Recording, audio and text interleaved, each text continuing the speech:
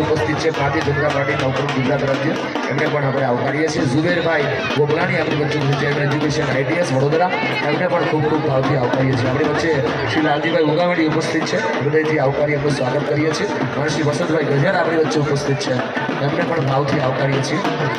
અને આજે ફુગાઓ આપણે આકાશની અંદર જોઈ રહ્યા છીએ, સંદેશાઓના ફુગાઓ છે, અને એ તમામ લોકો સુધી પહોંચાડવાનો ભાવ એ પ્રગટ થઈ રહ્યો હોય ત્યારે એ અનુભૂતિનો આધાર આપણે શોષા.